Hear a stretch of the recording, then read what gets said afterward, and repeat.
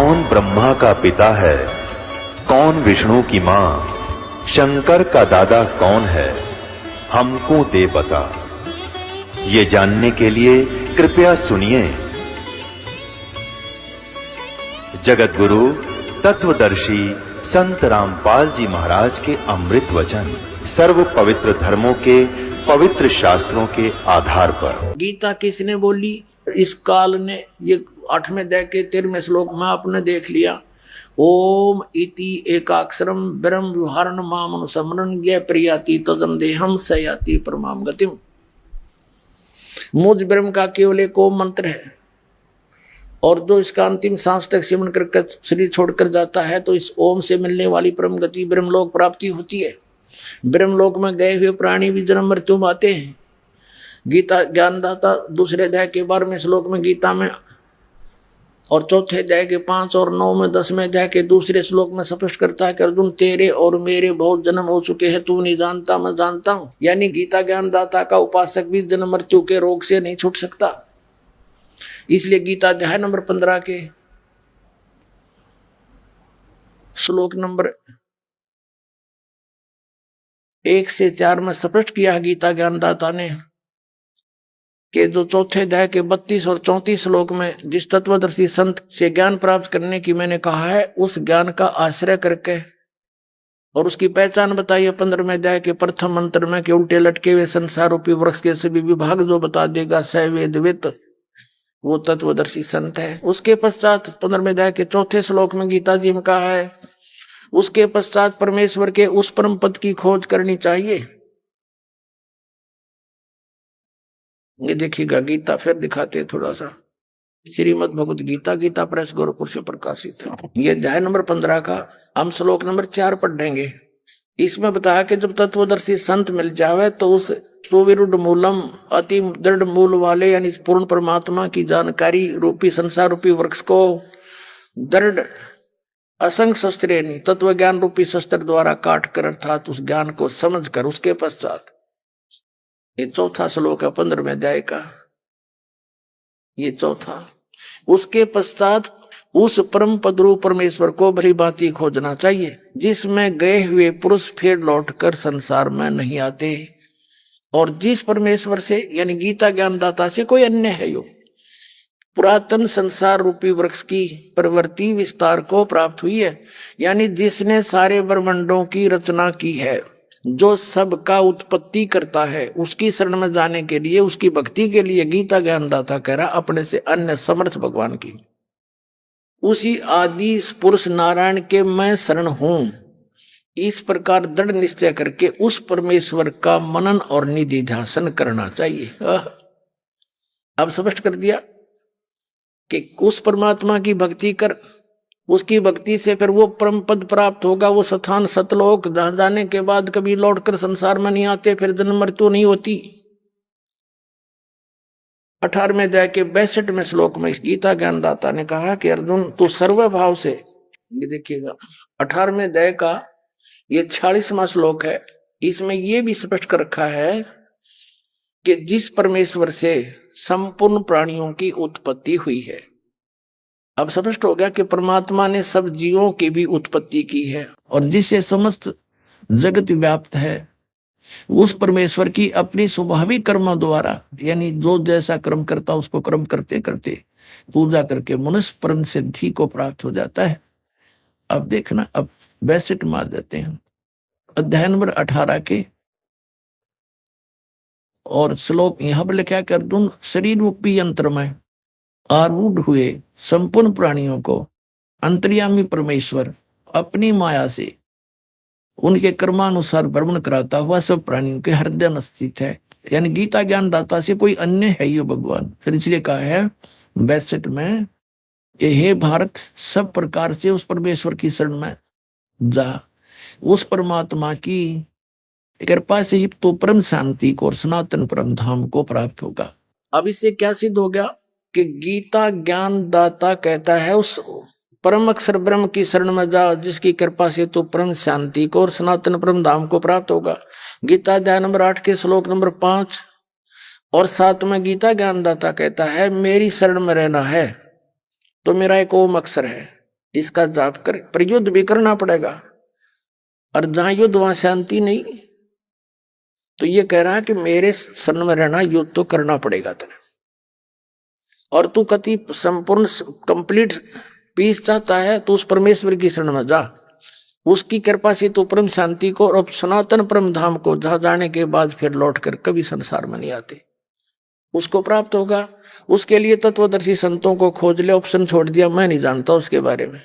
17वें अध्याय के 23वें श्लोक में गीता ज्ञानदाता कहता है उस परमात्मा के पाने का 3 मंत्र का संकेत है, निर्देश है। ओम तत्सत, ओम सरपुरुष ब्रह्म का, और तत् मंत्र ये गुप्त है, ये अक्षर पुरुष का। गीता अध्याय नंबर 15 के श्लोक नंबर 16 और 17 में 3 पुरुष स्पष्ट है। उन तीनों के ये मंत्र हैं, ये साधना है, ये पूजा नहीं है इनकी। जैसे हमने जल प्राप्त करना है जमीन से, तो हम हैंडपंप लगाने के लिए बोकी मारे, हम वो पूजा नहीं कर रहे, वो प्रोसेस है, उसके पाने की साधना है। तो ये साधना है तीनों मंत्रों की। और फिर ऊपर हैंडपंप लगेगा, वो मशीन, वो सार नाम है। सतनाम का 2 मंत्र का अक्षर है, ओम और तत्, ये सांकेतिक। तो इससे तो श्वास वो श्वास की बोकी लगेंगी। और तीसरा सार नाम, फिर हैंडपंप लगाया जाएगा, उससे वो जल यानी परमात्मा प्राप्त होगा। तो ये बताया है कि 17वें अध्याय के 23वें श्लोक में कहा कि ओम तत्सत इति निर्देश ब्रह्मण तिर्विद समर्थ है। उस सच्चिदानंद घन ब्रह्म यानी परम अक्षर ब्रह्म की साधना का, उसकी प्राप्ति का 3 मंत्र का जाप है। 8वें अध्याय के 5 और 7 में तो अपने विषय में कहता है मेरी साधना करेगा तो मुझे प्राप्त होगा, युद्ध करना पड़ेगा। उस परम अक्षर ब्रह्म की साधना करनी है तो उसके लिए वो तत्वदर्शी संत बताओगा, उसका मंत्र बता दिया, उससे कर, उसकी भक्ति करेगा। 8वें अध्याय के 8, 9, 10 में उसकी साधना करने वाला उसी को प्राप्त होगा। कति सिंपल, कति स्पष्ट क्लियर कर रखा। तो कहने का तात्पर्य ये है, जैसे परमात्मा का एक शब्द आपने सुना कि सच्चा सतगुरु कोई ना पूजे, इन झूठों जगपतियासी, अंधे की बाँ पकड़ी अंधे ने बता मार्ग कौन बतासी। Writer of the Veda and Purana Vyas ji Narad ji से पूछ रहे हैं। नारद जी बता रहे हैं कि मेरे पिताजी का एक बार विष्णु जी का संवाद हुआ।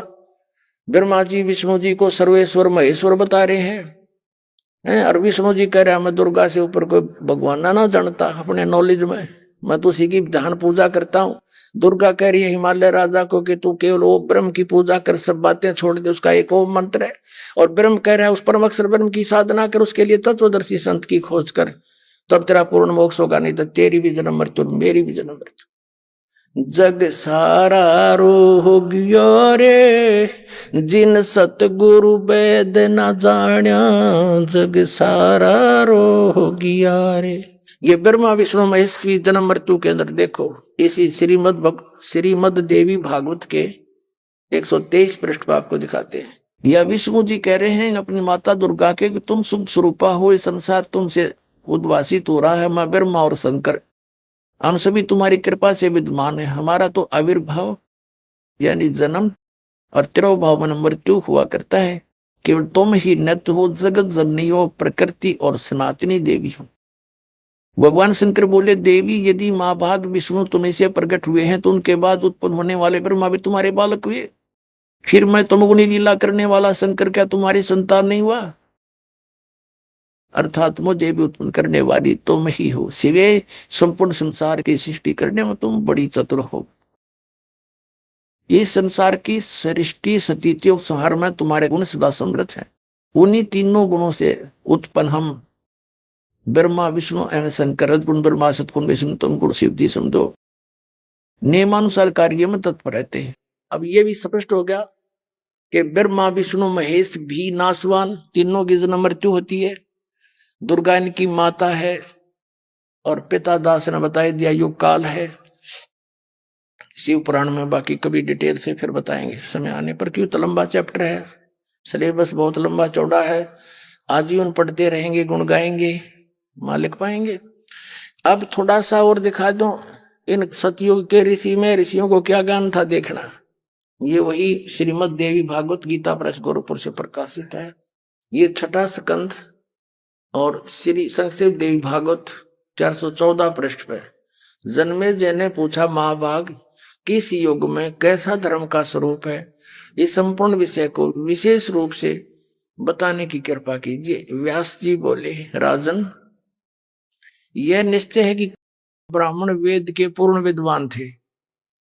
उनके द्वारा निरंतर भगवती जगदम्बा की आराधना होती थी। भगवती का दर्शन करने के लिए उनका मन सदा ललायित रहता था। प्रत्येक गांव में शक्ति मंदिर का उद्घाटन हो, यानी दुर्गा का मंदिर बने, इस विषय की उनके मन में बड़ी उत्सुकता थी। अब देखो व्यास जी ज्ञान दे रहा है, व्यास बता रहा है कि सतयुग के ब्राह्मण वेद के पूर्ण विद्वान थे और दुर्गा की पूजा करा करते, उसको देखना चाहते थे।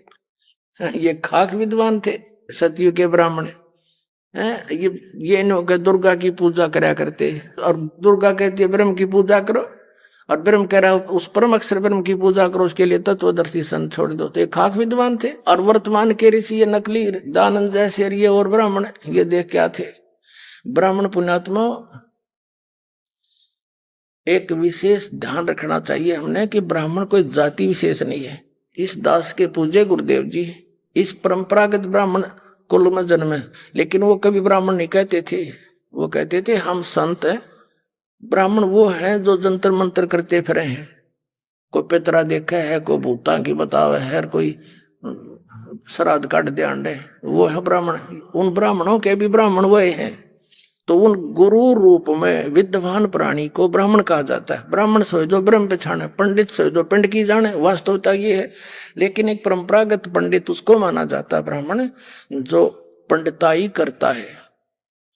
आम जन साधारण के लिए शब्द लागू नहीं है। अब ये क्या बताया है कि जो ब्राह्मण वर्ग पंडित थे कलयुग के, और कलयुग सतयुग त्रेता द्वापर में जो राक्षस समझे जाया करते, वो कलयुग के ब्राह्मण है आजकल।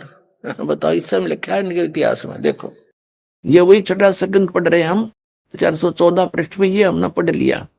सतयुग के ब्राह्मण वेद के पूर्ण विद्वान थे और दुर्गा की पूजा करते थे, खाक विद्वान थे।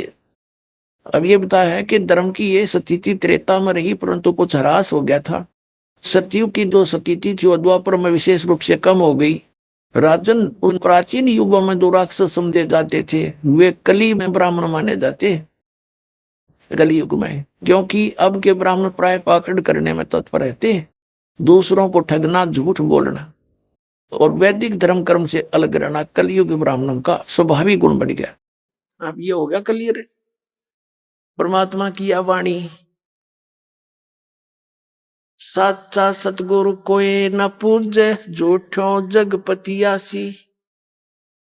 अंधे की वहां गई अंधे नहीं, मार्ग कौन बतासी। जग सारा रो गया रे, जिन सतगुरु वेद न जान्या, जग सारा रो गया रे। अब आपके समक्ष अपने सदग्रंथों से प्रमाणित हो गया, परमात्मा की एक वाणी है, 3 लोक और भवन चतुर्दश कोई नहीं सत्संगी।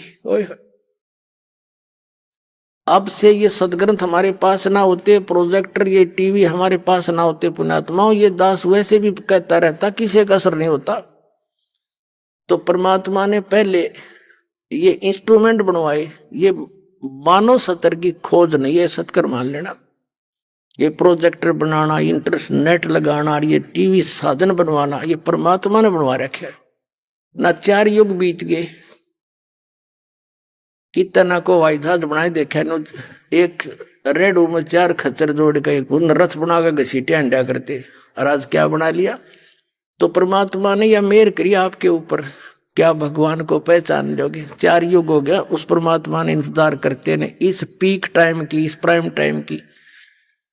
परमात्मा ने कहा था धर्मदास मेरी लाख दुहाई, ये मूल ज्ञान की तो बाहर ना जाई, अब इस ज्ञान को तो किसी ने बताइए मत, और फिर सार नाम का जिक्र भी मत कर देना। धर्मदास मेरी लाख दुहाई, ये सार नाम की तो बाहर ना जाई। सार नाम बार जो पढ़ी है बिचली पीढ़ी हंसनी तरही।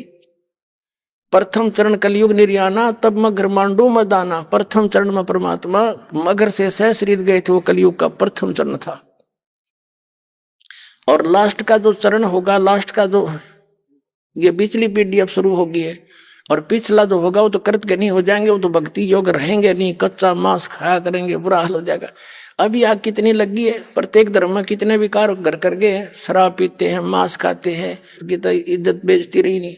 तो अब इस भक्ति और ज्ञान से अब पुनः स्थापना फिर होगी उस सतयुग जैसे माहौल की। आजकल बहुत समझदार प्राणी है और मालिक ने ये सब इंस्ट्रूमेंट बता दिए, ऐसा ज्ञान दिया जाएगा कि आत्मा को गलानी हो जाएगी यहाँ की नकली कामों से, विकारों से, और मोक्ष प्राप्त करके सतलोक चले जाओगे।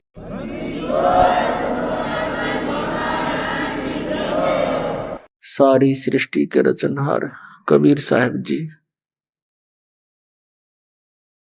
ये हम सब आत्माओं के जनक हैं, हमारे पिता हैं। ये हमारे दुख में, हमारे दुख को देख करके सतलोक से चलकर यहाँ आते हैं और हम यहाँ काल के जाल में, इस काल के लोक में रह रहे हैं। इस काल भगवान ने हमारे को दिशाहीन कर दिया, परमात्मा से अपरिचित कर दिया, परमात्मा का नामो निशान मिटा दिया, अध्यात्म ज्ञान इतना उलझा दिया कि जीव के समझ से बाहर की बात बन गई। कोई ऋषि, कोई संत, कोई महात्मा, कोई गुरु पीर अपनी अपनी व्याख्याएं करते हैं, परमात्मा की डेफिनेशन अपने अपने हिसाब से बताते हैं। परमात्मा पाने का, आत्म कल्याण कराने का जो साधन है वो भी प्रत्येक का भिन्न भिन्न है। इस उलझे हुए अध्यात्म ज्ञान को सुलझाने के लिए स्वयं परमेश्वर आते हैं, क्योंकि उस परमात्मा के बिना कोई भी प्राणी यहाँ पर सत्य नहीं बोल सकता, क्योंकि ये असत्य लोक है। यहाँ पर छल पाखंड प्रफुल्लित होता है और सत्य कहने वालों के साथ बहुत बुरी बीतती है। तो उस सत्य को केवल परमात्मा ही कह सकता है। इस गंदे लोक में आकर उस परमात्मा ने हमें सत्य बताने की चेष्टा 600 वर्ष पहले की थी। उस समय हम परमात्मा को समझ नहीं सके, हमने उनको एक दानक दुल्हा मान के, एक कवि की संज्ञा देकर, उपमा देकर उसकी वह फाइल बंद कर दी। अब परमात्मा बड़े दयालु हैं, वो सर्वज्ञ हैं, भविष्य भूत और सभी कालों की जानने वाले हैं। उन्होंने अपनी अमृतवाणी, अपना ज्ञान उससे में लिपिबद्ध करवा दिया अपनी प्यारी आत्मा धर्मदास साहिब जी के द्वारा। और जो लीलाएं परमात्मा ने की उनकी उस अमर कथा के अंदर विद्यमान है।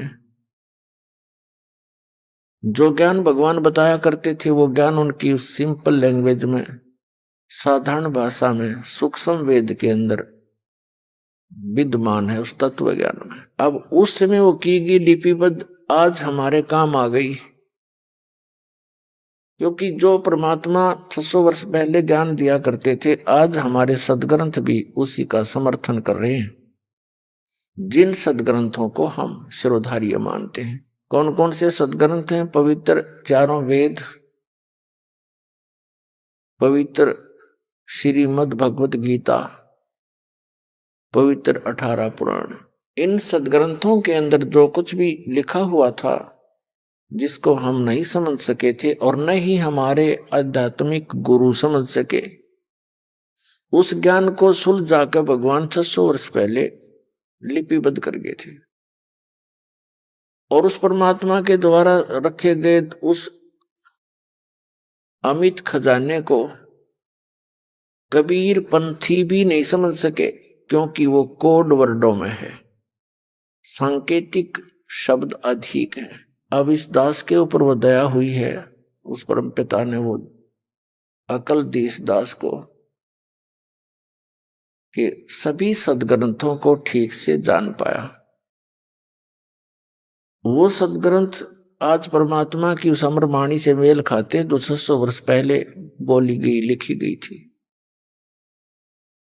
और जिस परमेश्वर कबीर जी को हमारे धर्मगुरु ऋषि महर्षि मंडलेश्वर और काजी मुल्ला पीर ये कहा करते थे, ये अशिक्षित है, ये सदग्रंथों को नहीं जानता है, ऊट पटांग बातें और अपनी मनमुखी कथा सुना रहा है। तो उस समय तो हमें ये बात बिल्कुल सच्ची लगी कि सचमुच कबीर जी अशिक्षित हैं, हमारे ब्राह्मण गुरु शिक्षित हैं, संस्कृत भाषा जानते हैं, काशी विद्यापीठ में ये पढ़े हुए हैं। तो हमने ये बात स्वीकार कर ली कि कबीर जी सत्य नहीं बोल रहे। आज उस परमात्मा के उन वचनों को अपने सदग्रंथों के साथ मेल किया तो 100% वो सत्य मिले। परमात्मा ने कहा था कि 9 मन सूत उलझिया ऋषि रहे झक मार, सतगुरु ऐसा सुलझा देगा उलझे न दूजी बार। अध्यात्म ज्ञान को ऐसा उलझा दिया जैसे 9 मन सूत। अपना आत्मा परमात्मा दुल्हे का कार्य करते थे, दानक का कपड़ा बुनते थे, और उसमें कच्चा धागा होता था, चरखे पर काता हुआ सूत, एक रील होती थी, और वो सूत आता था जुलाहों के पास कपड़ा बुनने के लिए। सूत यदि उलझ जाता है तो उसको सुलझाना बड़ा कठिन होता था जुलाहे के लिए। तोड़ के सुलझा नहीं जा सकता, गांठ पड़ गई तो फिर धनी दुखी करे कि इसमें गांठ लग गई, तो उसको बड़ा प्यार से सुलझाना पड़ता था। और 1 किलो सूत उलझ जाता, 2 घंटा में सूत में आया करता। और ये 9 मन 360 किलोग्राम सूत उलझ जा तो कैसे सुलझे? तो परमात्मा कहते हैं इन अज्ञानी ऋषि में ऋषि आचार्य और शंकराचार्यों ने इस अध्यात्म ज्ञान को ऐसा उलझा दिया जैसे 9 मन सूत उलझा दिया करते। लेकिन कहते हैं सतगुरु ऐसा सुलझा दे उलझे ना दूजी बार।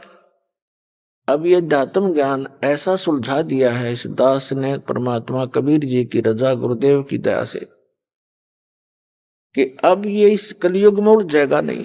भक्ति कोई करियो चाहे ना करियो, परमात्मा उलाने में नहीं रहेगा।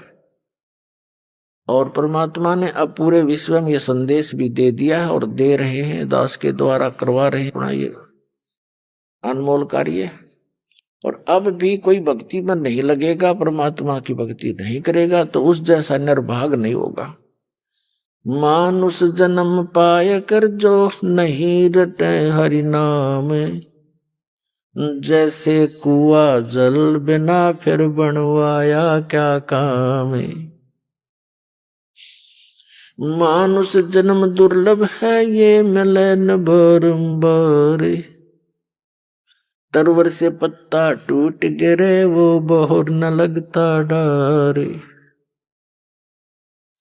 राम रटत कोड़ी भलो चू चू पड़े जो चाम, ये सुंदर शरीर किस काम का जा मुख नहीं नाम। कबीर जिव्या तो वाहे भली जो रटे हरि नाम, नहीं तो काट के फेंक दियो ये मुख में भलो ना चाम। राम रटत दारिद्र भलो टूटी घर की छान, वो कंचन महल किस काम के जा भक्ति नहीं भगवान। राम रटत कन्या भली साकेट भलो नपूत, छेरी के गल में गल थना जिसमें दूध न मूत।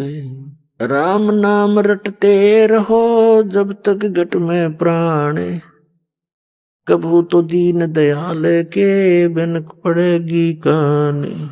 परमपिता परमात्मा हमें याद दिलाते हैं कि तुम मनुष्य जीवन पाकर के भक्ति नहीं कर रहे हो, अपना उद्देश्य भूल चुके हो। आप एक विद्यार्थी हैं, आपको एक विशेष ड्रेस मिली हुई है।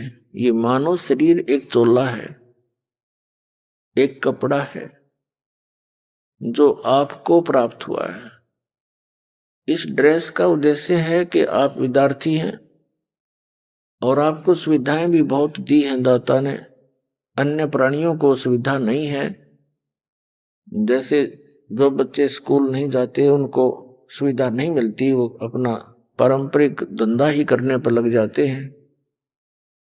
और जिन बच्चों को कॉलेज स्कूल भेजा जाता है उनको सुविधा विशेष दी जाती है। तो परमात्मा ने आपको ये सुविधा विशेष दे रखी है।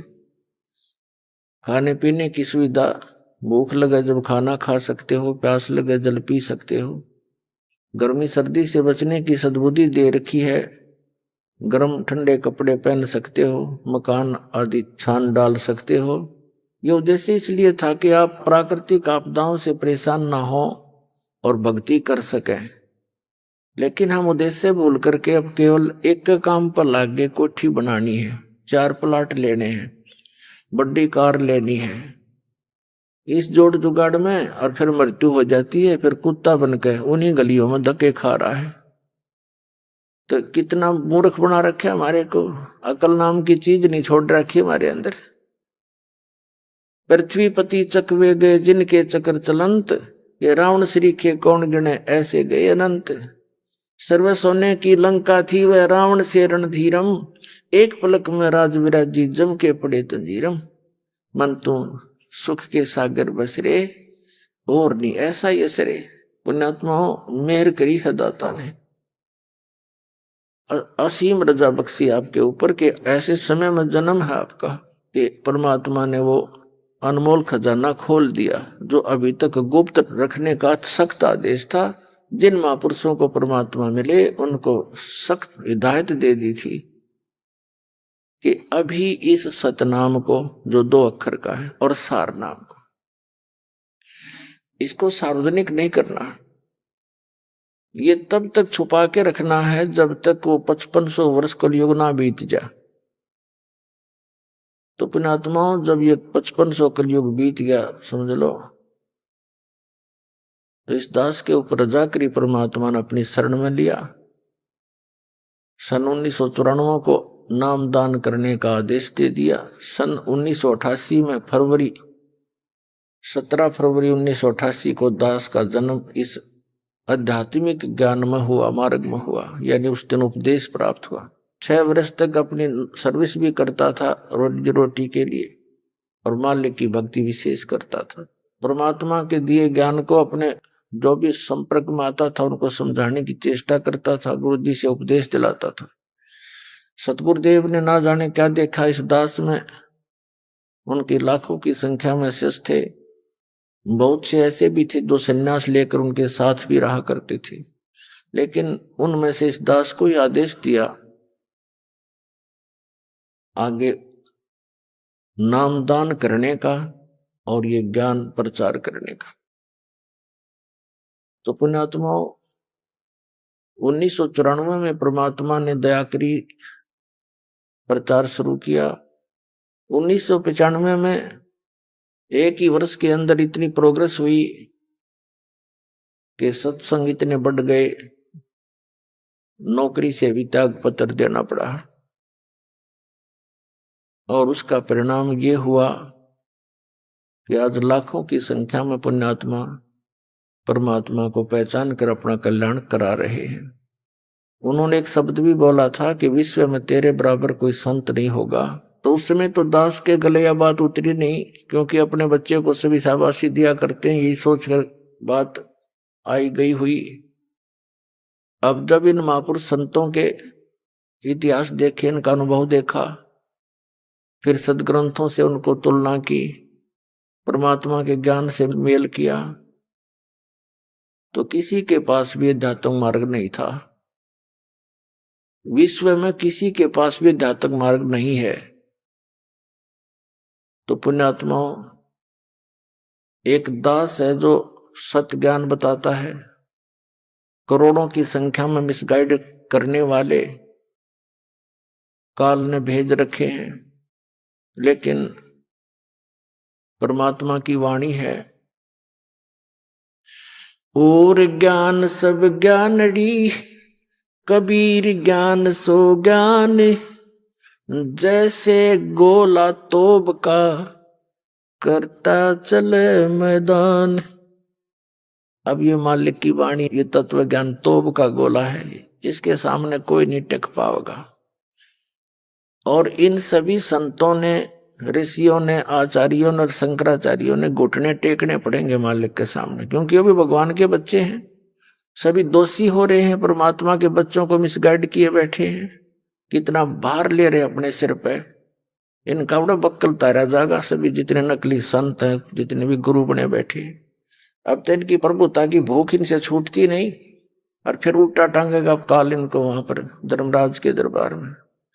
तो ऐसे सबसे बड़ा दोषी है इस जीव का वो व्यक्ति जो परमात्मा के ज्ञान से दूर किए बैठा है उस भगवान के बच्चों को। तो अब शिक्षा इसलिए दी दाता ने, नहीं तो शिक्षा आग है हमारे लिए, विष है इस मानव के लिए शिक्षा। इस शिक्षा के विष को हमारे तक 3 युग तक आने नहीं दिया परमात्मा ने। नियम चतुर बन जाते पहले, जैसे ही काग बन गए, लेना एक न देने दो, चतुर इतने बन गए। भगवान कहाँ है, किसने देखा है? क्यों? ये हवाई जहाज देख लिए, कंप्यूटर देख लिए, इंटरनेट पर बकवास देख ली, तो भगवान खत्म हो गया। ये चतुरता इस विद्या ने हमें दी। और अब ये विद्या, ये शिक्षा, अक्षर ज्ञान, विद्या तो ये अध्यात्म ज्ञान है, बाकी अक्षर ज्ञान जो है ये इसलिए देना अनिवार्य समझा परमात्मा ने कि मुझे पहचान लेंगे, और इस विद्या बिना हम पहचान नहीं सकते, इस ज्ञान बिना, अक्षर ज्ञान बिना। तो पुण्यात्माओं, परमात्मा का अस्तित्व पहले भी था, आज भी है, आगे भी रहेगा। जिस विज्ञान को लेकर हम अंधे हो गए, हम भगवान से दूर होते जा रहे हैं, इसकी सतीथि कुछ भी नहीं है। यदि 2 वर्ष वर्षा ना करे परमात्मा, ये सारी विज्ञान धरी धराई रह जा, और ये इंटरनेट के राखी धक्के खानते आंडे, अरे सारे जहाज एयरपोर्ट पर खड़े खड़े जरे, इनमें कोई बैठनिया नहीं पावे। तो क्या विज्ञान है ये? विज्ञान तो ये है, तत्व ज्ञान समझे। परमात्मा ने क्या हमें संदेश दिया है? भक्ति करें, सतलोक चलें, पीछा छुटवाओ इस गंदे लोक में, जहां पर सर्व सुख है उसको छोड़कर यहाँ आगे। तो परमात्मा हमें याद दिलाते हैं, मन तू चल रे सुख के सागर, जहां शब्द सिंधु रत्नागर, मन तू चल रे सुख के सागर। अपने आत्मा हम सुख की तलाश में, सुख की खोज में हम चलते हैं। गरीब तो समझता है धन से सुखी होऊंगा, और धनवान कितना सुखी है ये आपको नहीं मालूम, धनवानों से पूछ लेना। तो कहने का भाव ये है कि धनवान समझता है कि राजा सुखी होंगे। अब राजाओं ने सुख प्राप्ति के लिए राज त्याग दिया, जंगलों में जाकर के सुख खोजना चाहा। वहां सुख कहाँ था? माछर खावे, डांस खावे, गर्मी सर्दी सतावे। तो हम उस सुख की खोज में जैसा भी कोई मार्गदर्शक मिलता है, हम समर्पित होकर के उसकी प्राप्ति में लग जाते हैं। लेकिन बिना विवेक भेख जो धारे, वो सोभ करते हैं सो भी। बिना ज्ञान के कोई भी क्रिया हम भक्ति की करते हैं, यूजलेस है, वो तो बनावटी है। अब परमात्मा कहते हैं कि डंब करें डूंगर चढ़े, अंतर झीनी झूल, जग जाने भक्ति कराइयो बो वसूल बबूल। अब जैसे कोई तपस्या करता है, बैठेगा ऊंचे स्थान पर, कोई पहाड़ी पर, पर्वत पर, ताकि दूर से दिखाई दूं, फिर व्यक्ति वहां श्रद्धालु जान लग जाए, उसके मत्था टेके, वाह वाह का पात्र बन जावे। 2 वर्ष हो गए बाबा जी तपस्या कर रहा है। अब परमात्मा कहते हैं बिना विवेक जो ये डले ढो रहे हैं, इनका कोई यूज नहीं। कबीर साहब ने कहा है कि डंब करें लोग दिखावा, और डूंगर चढ़े, ऊपर ऊंचे स्थान पर बैठ जाएंगे, और अंतर झीनी झूल, अंदर व्यवस्था है नहीं। कहते जग जानियो भक्ति कराइयो बो वसूल बबूल। आम व्यक्ति तेन सोचा भगत आदमी है, बड़ी साधना कर रहा है। परमात्मा कहते हैं ये तो अपने भविष्य में काटे बो रहा है कि करके, क्योंकि ये मार्ग अकॉर्डिंग टू स्पिरिचुअल बुक्स नहीं है। आध्यात्मिक हमारे सदग्रंथों के आधार से नहीं है ये ज्ञान। गीता जी अध्याय नंबर 16 के श्लोक नंबर 23-24 में कहा कि शास्त्र विधि को त्याग कर जो मनमाना आचरण करते हैं उनको न तो सुख हो सकता, न उनको कोई सिद्धि हो, न उनकी गति हो। इन 3 चीजों के लिए भक्ति करते हैं हम कि संसार में रहें तो हमें परमात्मा प्रोटेक्शन दे, हमारे दुखों का निवारण हो, हमारे सिद्धियां हो। सिद्धि का अर्थ होता है भक्ति की शक्ति हमारे अंदर संग्रहित हो और उसके प्रेशर से फिर हम ऊपर चलेंगे और उससे फिर गति होगी। तो परमात्मा कहते हैं मन तू चल रहे सुख के सागर, जहां शब्द सिंधु रत्नागर। सुख सागर किसे कहते हैं उसकी डेफिनेशन बताई है कि शंखों लहर मेर की उपजें और कहर नहीं जा कोई, दास गरीब अचल अविनाशी, सुख का सागर सोई। कभी कभी आप देखते हो एकांत में बैठे हो और सारे बीपी व्यापी ठीक हो शरीर के, फिर एक ऐसी हिलोर उठती है अंदर से, कोई भी पराया नजर नहीं आता, चाहे कोई कितना सता रहा हो आपको, उसके प्रति भी द्वेष उत्पन्न नहीं होता, कोशिश करने से भी नहीं होता। दास के साथ तो बहुत बार होता है। और जब वो चला जाता वो कुछ क्षण की होती है, उसके बाद फिर ज्यों के त्यों वही मलिन विचार जैसे भी हैं जिसके, वो ऐसा हो गया, उसको ऐसा कर दिया, वो नुकसान हो गया, फलाना हो गया। वो मेहर की लहर थी, सबके प्रति एक मेहर बन जाती है, दया भाव आ जाती है। और फिर कहर की लहर शुरू होगी एज इट इज ज्यों की त्यों वही। तो यहां परमात्मा याद दिलाते हैं कि ऐसी लहर वहां शंखों उठेंगी आपके, द्वेष नहीं होगा। वहां नाड़ी से बना हुआ शरीर नहीं है आपका जिसमें बीपी हाई लो होता हो, वो नहीं है। वहां कोई रोग नहीं है, अनाम में शरीर मिलेगा जिसमें कोई रोग नहीं होता और ना वृद्धावस्था होती और ना मृत्यु होती। यहां पर हम सभी की मृत्यु भी होगी और वृद्धावस्था भी होगी, जो पहले ना मरा था, क्योंकि काल ने तो करना है काम, वो जवानी भी मार देता है। नहीं तो वृद्धावस्था भी होगी, जो सबसे बड़ा कहर है इस जीव का। परमात्मा कहते हैं जब तक आपके ऊपर आपत्ति नहीं आती तो आप उस ओर ध्यान नहीं देते हैं, और आपत्ति आने के बाद ध्यान दिया फिर उसका लाभ क्या हुआ। अब जैसे कोई चोर को कहता है भाई चोरी मत किया कर, तुझे पुलिस पकड़ लेगी, तेरी पिटाई होगी, जेल में डाला जाएगा। अब वो पहले सतर्क नहीं होता है तो वो तो उसके साथ होना ही है, और फिर उसको याद आए कि मैंने गलती कर दी, जब वो जेल जा चुका होता है तो व्हाट इज यूज। तो इसी प्रकार परमात्मा ने आके हमें इन एडवांस सतर्क किया है, और बुद्धिमान वही होता है जो संकेत समझ जा आने वाली आपदाओं से बचने का कोई व्यवस्था कर ले। तो क्या बताते हैं कि शंखों लहर मेर की उपजे, कहर नहीं जा कोई, दास गरीब अचल अविनाशी, सुख का सागर सोई। वो स्थान सुख का सागर है जहां कोई दुख नाम की चीज नहीं।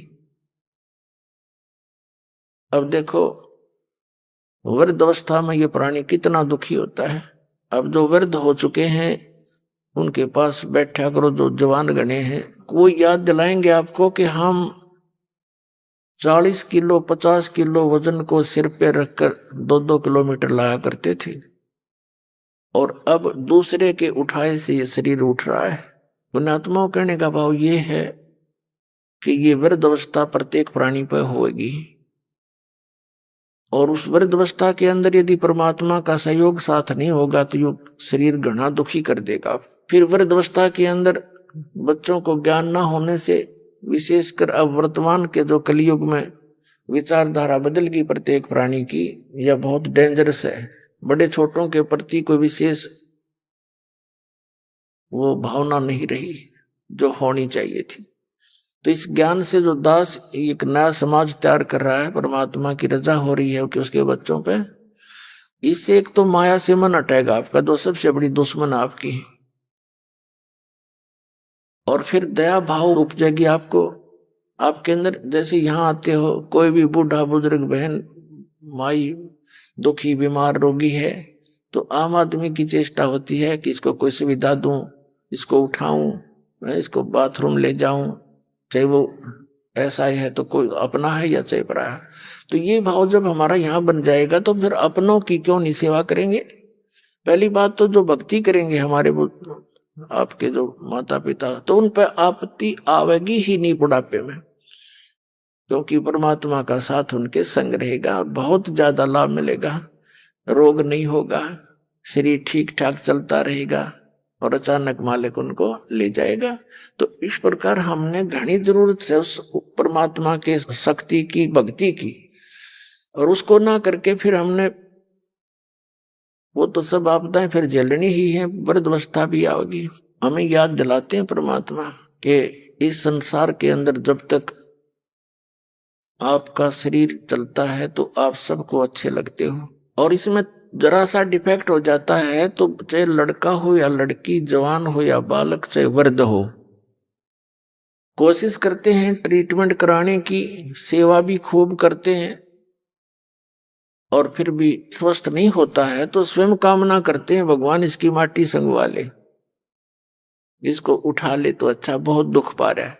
वो तो दुख है, साथ में फिर दूसरे भी दुखी, और परमात्मा की चरणों में आने के बाद फिर ये ऐसी आपदाएं नहीं आएंगी। परमात्मा कहते हैं दुख में सुमरण सब करें, सुख में करे ना कोई, जय सुख में सुमरण करें तो दुख काहे को होवे।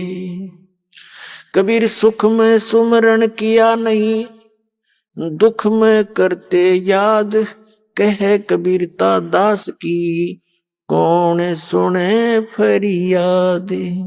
अब ये दुख और सुख किन कारणों से होते हैं? दुख होते हैं पाप कर्मों से और सुख होते हैं पुण्य कर्मों से। और जो संसारिक व्यक्ति भक्ति भी नहीं करते और उनको सब सुविधाएं प्राप्त हैं, अच्छा कारोबार है या कोई अच्छी पोस्ट है, परिवार भी उसका अच्छा सेट है, बच्चों के विवाह भी ठीक हो गए हैं, कहने का भाव यह है कि वो एक पुण्यकर्मी प्राणी है, और वो पुण्य उसने किसी पहले जन्म जन्मांतरों में किया हुआ है, क्योंकि वर्तमान में तो कुछ कर ही नहीं रहा और फिर भी सुखी है। और इस बात का तो एक विधान है परमात्मा का, सबको मालूम है इस बात का कि कर्म से ही प्राणी सुखी और कर्म से दुखी होता है।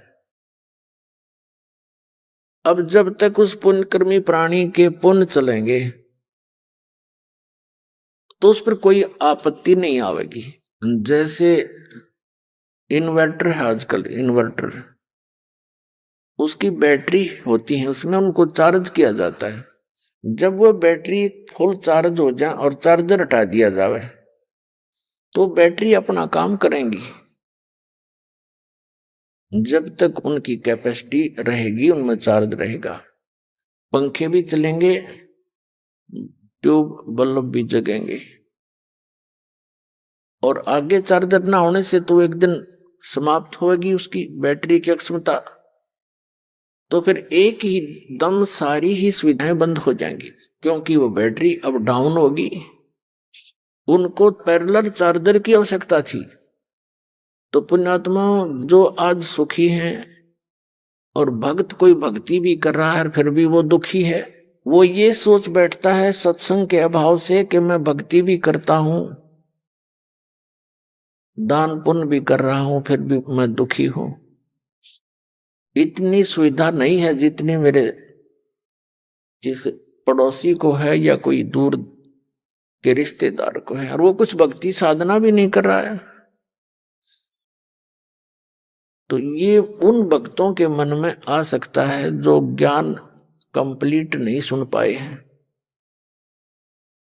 और जिन भक्तों ने ये ज्ञान सुन रखा है, विधान का पता है भगवान का, फिर वो इस तरह डगमग नहीं होते। तो वो भक्त सोचते हैं कि दूसरे भक्ति भी नहीं करते हैं फिर भी सुखी हैं ये लोग। तो उनके लिए संदेश दिया जा रहा है कि ये समझ लेना कि आपके पुण्य नहीं थे, लेकिन आप एक बहुत भाग्यशाली हो कि आपको चार्जर मिल गया, अपनी बैटरी फिर से चार्ज कर लो।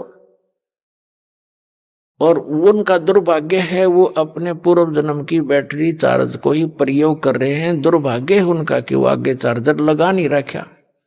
आप तो आने वाले समय में इतने सुखी हो जाओगे कि दुनिया देखेगी, और वो इतना दुखी होगा कि कैर टूट जाएगा उस परिवार पर जब उनके पुण्य समाप्त होंगे। ऐसा इस दास ने बहुत बार देखा है। विशेषकर ये आंखें यानी हृदय की आंखें उस समय ज्यादा काम करती हैं जब ये ज्ञान समझ में आ जाता है, और उस समय कोई घटना घटती है तो वो हृदय में जम जाती है। इस दास ने दीक्षा ली थी सन 1988 में। 1989 की बात है कि एक सेक्टर 1 है रोहतक के अंदर। सेक्टर 1 में एक बैंक के मैनेजर ने मकान बनाया, बैंक लोन लिया, कुछ अपनी पूंजी इकट्ठी कर रहा था, उसकी मुहूर्त करे था। और मुहूर्त के लिए क्या करते हैं, ये बुलाते हैं अपने गुरु ने, वो थोड़ी देर जंतर मंतर करता है, उसके बाद फिर वो रंगरेलियां मनाते हैं, घूटी शूटी लगाते हैं, पार्टी करते हैं। संडे का दिन था, सभी मित्र प्यारे रिश्तेदार इकट्ठे किए हुए थे। उस दिन मुहूर्त करे था वो। कोई सामान की आवश्यकता पड़ी, अपना स्कूटर उठा के सामान लेने के लिए बाजार आ रहा था। मेडिकल मोड़ के ऊपर फुटपाथ से टकरा गया और गिरते ही कनपटी लग गई उस फुटपाथ पर, वहीं पैर पसार गया। 3.5 लाख रुपए बताते थे, 3.5 लाख रुपए में कोठी तैयार करी थी उस समय सन 1989 के। आज तो मेरे ख्याल में वो 50 लाख में भी ना तैयार हो ऐसी कोठी। अब कोठी तो वहीं रह गिरी, भगत जी गेल क्या बनेगी, ये भी दान बताओ भगवान का। अब चाट ले उस कोठे ने, सिर पर धर ले उस मुहूर्त ने। शास्त्र विरुद्ध साधना और भक्ति छोड़ कर बकवाद में लगे रहे हम। तो पुण्यात्माओं, ये कोई जनसाधारण की कथा कहानी नहीं है, सांगी भजनी कवियों की बनाई हुई बातें नहीं है। ये स्वयं धनी के दिए हुए ज्ञान है, वचन है, और आपके लिए संकेत है सत्र करने के लिए। और आपने बहुत गहराई से सोचना पड़ेगा इस मनुष्य जीवन की कितनी कीमत है, आप कहाँ कहाँ कैसे इसका सदुपयोग या दुरुपयोग कर रहे हैं। और भी बहुत से इतिहास हैं, जैसे कबीर साहब कहते हैं, राम नाम कड़ुआ लगे, राम नाम कड़ुआ लगे, मीठे लगे दाम, दुविधा में दोनों गए, माया मिली ना राम। दुविधा में दोनों गए, माया मिली न राम। कुछ ऐसी घटनाएं हैं जो हृदय से उतरती नहीं, और वो है घनी शिक्षाप्रद, जो आम आदमी को भी झंझोड़ कर रख देती है। मेरे पूज्य गुरुदेव जी का आश्रम है पंजाब के अंदर, तलवंडी भाई, जिला फिरोजपुर में। उनके सतलोक गमन के बाद वहां के गुरुदेव के भक्तों ने प्रार्थना की कि अब सत्संग यहाँ किया करो।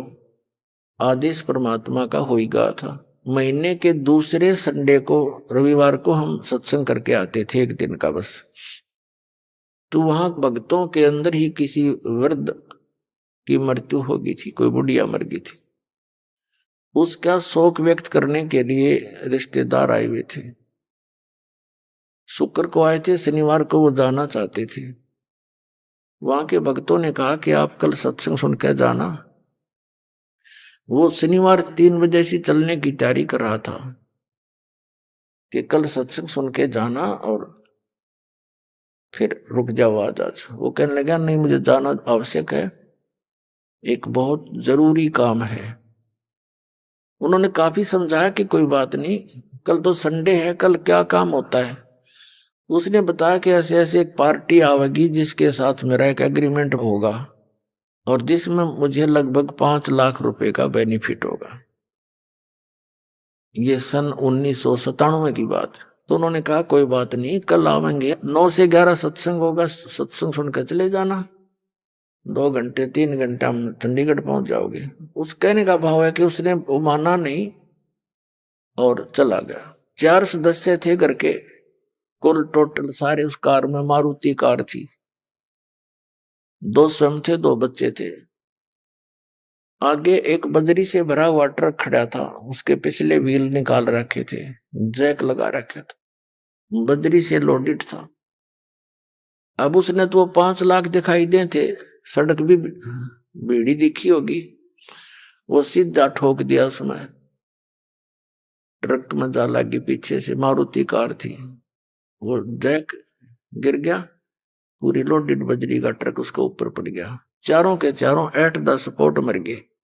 अब चाट ले उस 5 लाख ने, सिर पर धर ले उस एग्रीमेंट ने। परमात्मा कहते राम नाम कड़वा लागे मीठे लागे दाम, और दुविधा में दोनों गए माया मिली न राम। वो 5 लाख फिर दे दो भगवान, तो सत्संग सुन ले के रख के बला टला करे। तो पुण्यात्माओं ये बातें याद रखने की है, खासकर आपके जगह होगी है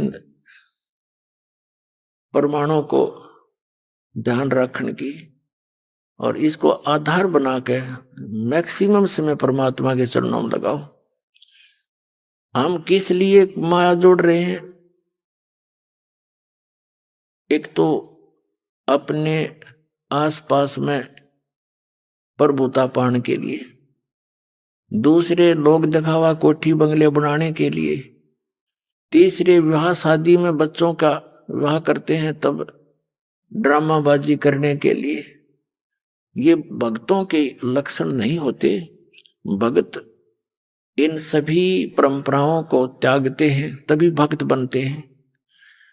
बीड़ी, शराब, मांस, तंबाकू का सेवन नहीं करना, विवाह शादियों में हमने बिल्कुल खर्च नहीं करना। परमात्मा ने संयोग जोड़ रखा होता है, उसी के बनाए संस्कार हैं, हम उसके अंदर और अन्य घुसपैठ करते हैं तो भगवान राजी नहीं होता। आइए अब हम उन श्रद्धालुओं के अनुभव जानते हैं जो जगत गुरु तत्वदर्शी संत रामपाल जी महाराज जी से दीक्षा प्राप्त कर चुके हैं तथा उनके द्वारा बताए गए भक्ति मार्ग पर चल रहे हैं। सर नमस्कार। नमस्कार। सर क्या नाम है आपका? मेरा नाम वीर कुमार है। सर कहाँ से आए हैं आप? मेरा शहर इस्माइलाबाद, जिला कुरुक्षेत्र, हरियाणा जी। सतगुरु रामपाल जी महाराज से नाम दीक्षा लेने से पहले आप क्या भक्ति साधनाएं करते थे? मैं संत रामपाल जी महाराज जी से नाम दीक्षा लेने से पहले भैरों की और हनुमान और देवी दुर्गा की भक्ति करता था। संत रामपाल जी महाराज से नाम दीक्षा लेने से पहले आप भैरव, भूत आदि की साधनाएं कर रहे थे। तो आप जो ये साधनाएं कर रहे थे तो इसके बाद आपने संत रामपाल जी महाराज से नाम दीक्षा क्यों ली? सर ये नाम मेरे पिताजी ने ले रखा है भगत जी 2014 से। तो वो कहते थे भी परमात्मा की भक्ति करनी चाहिए और मालूम मोक्ष का जरिया है भगत जी, तो हमने उनके ज्ञान के द्वार से ही नाम लिया था भगत जी। सर हमने काफ़ी श्रद्धालुओं के इंटरव्यू लिए हैं जिन्होंने भी संत रामपाल जी महाराज से नाम दीक्षा ली है, उनको काफ़ी सारे लाभ मिले हैं। हम आपसे ये जानना चाहेंगे कि संत रामपाल जी महाराज से जुड़ने के बाद आपको क्या लाभ मिले? सर मेरे को सबसे बड़ी प्रॉब्लम थी सर नशे की। मैंने कम से कम 17 साल नशा किया, तो सर मेरा नशा किसी भी एंगल से छूट नहीं रहा था। और मैंने बहुत प्रयास करा, और इस्माइलाबाद में नशा मुक्ति केंद्र मैंने खुद बिल्डिंग बनाई थी। तो मैंने उनसे पूछा भी कोई नशा कैसे छुड़वाते हैं, तो बोले भी हम प्रार्थना करते हैं और टैबलेट देते हैं। तो मैं क्या भी ये नहीं बनेगा, वो खुद मेरे से गुटखा लेके खाते थे भगत जी। तो मैंने बहुत प्रयास करा, तो मेरे को पता लगा भी तेरा नशा सिर्फ संत रामपाल जी महाराज ही छुटवा सकते हैं। तो क्या सर संत रामपाल जी महाराज से नाम दीक्षा लेने के बाद जो आप 17 साल से नशा कर रहे थे, क्या वो आपका नशा छूट गया? सर जैसे मैंने संत रामपाल जी महाराज जी से नाम दीक्षा ली और लेते सर उन्होंने जो मंत्र दिए मेरे को, सर उनके मंत्रों से ही नशा छूट गया। सर संत रामपाल जी महाराज में ऐसी कौन सी शक्ति है कि जो भी उनसे नाम दीक्षा लेता है, जो नशा कर रहा होता है, वो संत रामपाल जी महाराज से जुड़ने के बाद नशा छोड़ देता है? ऐसे संत रामपाल जी महाराज जी कौन सी दवाई देते हैं जिसके लेते ही व्यक्ति नशा छोड़ देता है? सर वो कोई जड़ी बूटी नहीं सर, उनका शास्त्रों के आधार पे ज्ञान है सर, और जो मंत्र देते हैं उनमें बहुत शक्ति है सर। मंत्रों की वो सही साधना है। ये तो हम अपनी मनमुखी साधना कर रहे हैं सर, इससे कुछ भी नहीं होगा सर। सर, ऐसे बहुत सारे लोग हैं जो नशा छोड़ना चाहते हैं लेकिन नशा छूट नहीं रहा है, तो क्या आप उन लोगों को ये विश्वास दिला पाएंगे कि संत रामपाल जी महाराज से नाम दीक्षा लेने के बाद उन लोगों का भी नशा छूट जाएगा जो वाकई नशा छोड़ना चाहते हैं? बिल्कुल सर, एकदम सही है सर।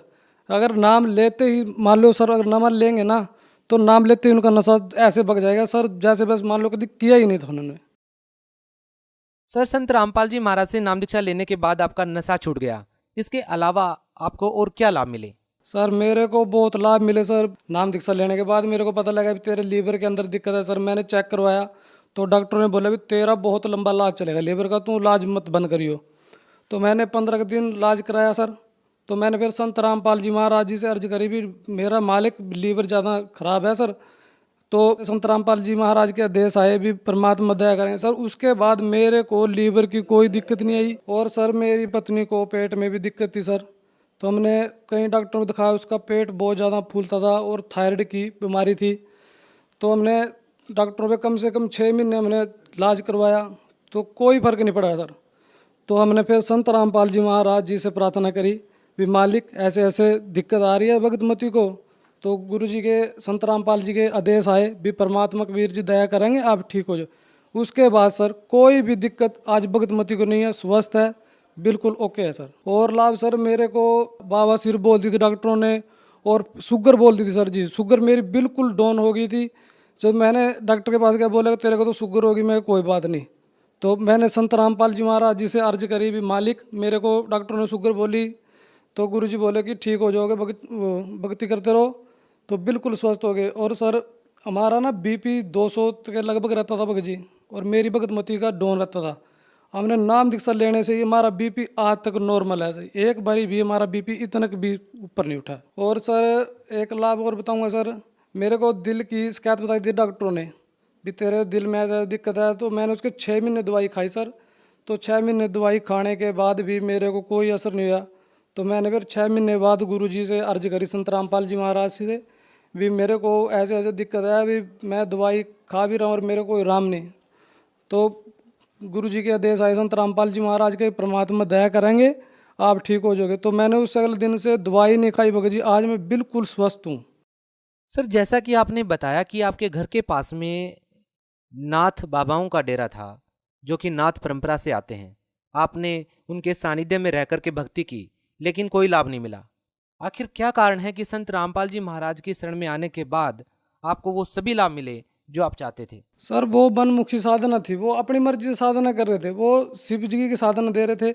और संत रामपाल जी महाराज शास्त्रों के आधार पे साधना दे रहे हैं और बता रहे हैं हमारी गीता जी के अंदर, शिव पुराण के अंदर, देवी भागवत के अंदर और जितने वेदों के अंदर सब के अंदर प्रमाण है भी सत साधना है जी, इससे सब कुछ होएगा जी। सर, आप भगत समाज को क्या संदेश देना चाहते हैं? सर भगत समाज को मेरा यही संदेश है भी संत रामपाल जी महाराज जी से नाम दीक्षा लेकर भक्ति करो। और सर मैं एक बात और कहना चाहूँगा, मैंने जब ये संत रामपाल जी महाराज जी को पहली बार देखा था तो टीवी पे हमने देखा भी हमारे देवी देवताओं की निंदा कर रहा, तो हमने सर बहुत इनको भी बुरा भला बोला।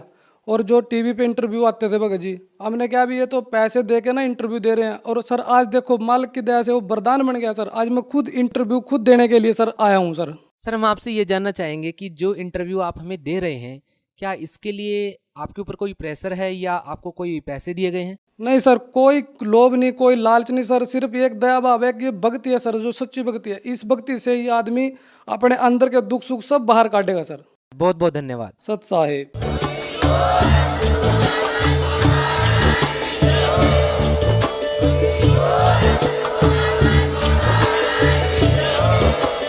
आप सुन रहे थे जगत गुरु तत्वदर्शी संत रामपाल जी महाराज जी के मंगल प्रवचन। अधिक जानकारी के लिए विजिट कीजिए हमारी वेबसाइट www.jagatgururampalji.org। संत रामपाल जी महाराज जी के शुभ आशीर्वाद से पूरे विश्व भर में 500 से भी ज्यादा नाम दीक्षा केंद्र